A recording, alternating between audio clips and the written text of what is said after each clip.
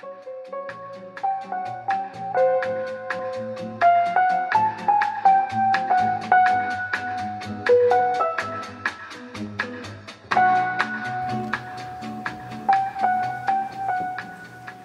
my name is Kimberly. Hi, my name is Cindy. Hi, my name is Natalia. Hello, my name is Yanira, and we're here today to teach you about how to improve profitability and customer satisfaction. Everyone should have a handout in front of them outlining today's training. We will be teaching you how to successfully sell services to customers. We'll be showing you 3 different learning styles: visual, auditory, and kinesthetic. Now we will be showing you a short video on how communication is important in business.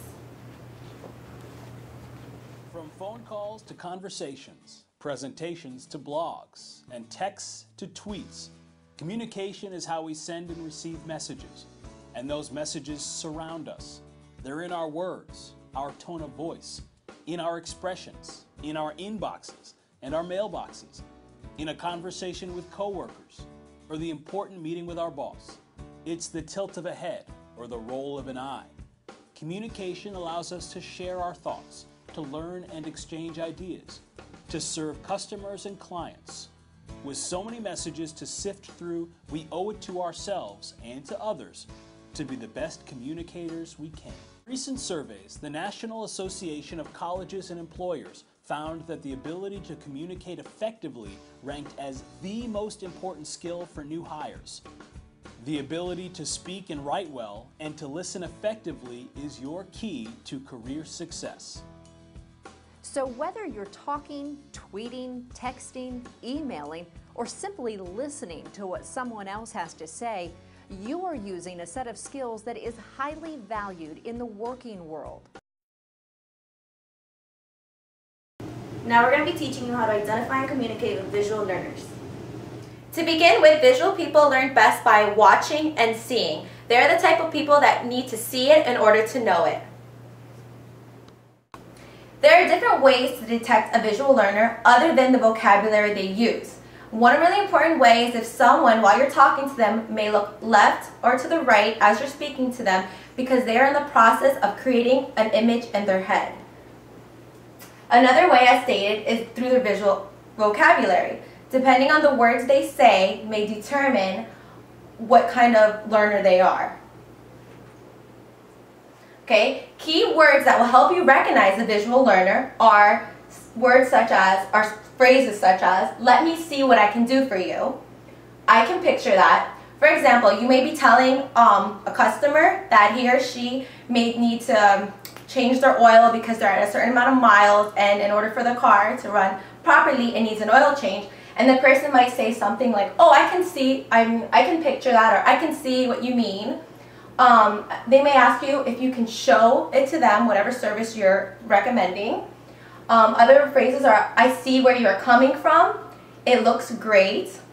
That is not how much I am looking to spend.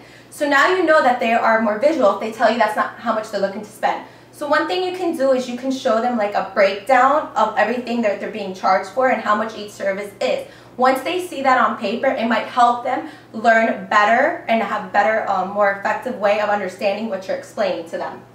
Other phrases are such as, see how this works for you, or let me see how this works for me. I can't see myself doing that. These are really good phrases that will help you recognize immediately how somebody learns information. Okay, ways to encourage visual learners. Visual learners use pictures, images, colors, and maps to organize information and communicate with others. So what you can do is you can use graphs, you can use pictures, you can show them pictures of like an outline of a car or like a frame of a car and point to them on the picture what type of service they need or what needs to be changed on the car or where the damage is. Or you can actually take them to the vehicle and show them if you need to. You can use highlighters. While you're showing them information, you can highlight important key points. You can illustrate ideas as a picture. You can explain it to them by using visual vocabulary for them. Now we're going to learn about auditory learners. So now we're going to move to auditory learners. Auditory learners learn by hearing and speaking things. So how do we recognize an auditory learner? There's a few keywords that you will hear from an auditory learner, such as, I hear what you're saying, sounds good to me. Can you explain this to me? This is specifically when you go over the order with the customer, and let's say you have to tell them that you have to fix the brakes. Well, you want that customer to hear that the brakes need to be fixed. You want them to hear that there's a squealing in the brakes when they press it. So now let's go into how do we encourage this type of learners. One, we want to read out loud. Remember, they're learners through hearing and speaking. So you want to recite information from them. If they have a work order, you want to make sure that you go one step by step reciting the information, reading everything out loud. And most importantly, they like verbal analogies and storytelling to demonstrate your point.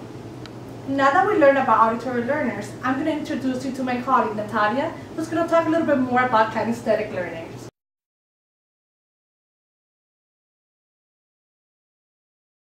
Kinesthetic learner learns information best by experiencing, doing, touching, moving, or being active in some way. They are people that need to be engaged. Keywords that will help recognize a kinesthetic learner are, let's touch base next week, here's how I feel about what you said, I cannot quite grasp on what you're saying. A good example to have a customer involved is giving them a test drive. In order for a kinesthetic learner to get involved into that, it's better if you have him or her feel the car, touch the car, even drive it, and feel how fast it goes, how she or he feels driving the car. Ways to encourage a kinesthetic learner are make models or role play to physically experience learning, translate information into diagrams or other visual tools, use hands-on techniques, use kinesthetic vocabulary. I myself am a kinesthetic learner, so in order for me to buy my car, I have to pretty much get the test drive in order to feel it, in order to see how fast it goes, and at the end, I ended up buying it because I touched it, I saw it, I felt how the car was. Now we're gonna take a 15-minute break. There's snacks and beverage on the table. Now we'll be back at 3:15. Hi guys, my name is Ronak Lagdawala. Welcome back from your break. Does anyone have any questions before we get started? Yes, you in the pink shirt. Is a kinesthetic learner kind of like a visual and auditory learner put together? Yes, that is correct. They need to see things, they need to hear things, they need to feel things. They just need to be involved. Okay. Does that answer your question? Yes, that does. Alright, any other questions, guys? No, we're good. Alright, so let's move on. Just to wrap things up, so a visual learner learns best by seeing things. An auditory learner learns best by hearing things. And kinesthetic learns by feeling or experiencing things. Does that make sense to everyone? Alrighty. So when you're approaching someone for their car and you're not sure what kind of learner they really are, this is a recommended phrase that you would say to them. Let's take a look at your vehicle. I'll explain a few things so you feel comfortable with our service. When you say this phrase, it covers all three different learning styles. Look represents visual learners, explain would be for auditory learners, and feel comfortable will be for kinesthetic learners. What you really need to pay attention after you say this phrase is to the response. Look at the keywords they say to you. That will help you determine what kind of learner they really are.